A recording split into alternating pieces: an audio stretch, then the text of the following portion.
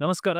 ಇವತ್ತು ನಿರಂತರ ಫೌಂಡೇಶನ್ ಮತ್ತು ಅಭಿರುಚಿ ಪ್ರಕಾಶನ ಇವರ ಸಹಯೋಗದಲ್ಲಿ ಮಹೇಶ್ ಯಕ್ಕುಂಚ ಅವರ ಬಹಳ ಸುಪ್ರಸಿದ್ಧವಾದಂಥ ನಾಟಕ, ಮರಾಠಿ ನಾಟಕ ಪಾರ್ಟಿ.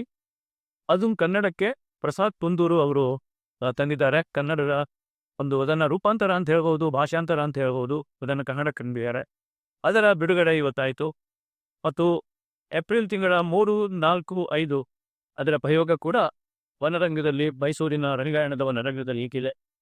ದಯವಿಟ್ಟು ಅದನ್ನು ನೋಡಿ. ಬಹುಶಃ ಕನ್ನಡಕ್ಕೆ ಇದೊಂದು ಮಹತ್ವದ ಪ್ರಯೋಗವಾಗಿ ಇದು ಮೂಡಿಬರಲಿದೆ. ಯಾಕಂದರೆ ನಾನು ಈ ನಾಟಕವನ್ನು 50 ವರ್ಷದ ಹಿಂದೆನೇ ನೋಡಿದ್ದೆ ಮರಾಠಿಯಲ್ಲಿ, ಅಮೋಲ್ ಪಾಲೇಕರ್ ಅವರ ನಿರ್ದೇಶನದಲ್ಲಿ. ಕನ್ನಡದ ರಂಗಭೂಮಿಯ ಕ್ಷಿತಿಜಗಳನ್ನು ವಿಸ್ತರಿಸುವ ಒಂದು ಶಕ್ತಿ ಈ ನಾಟಕಕ್ಕಿದೆ.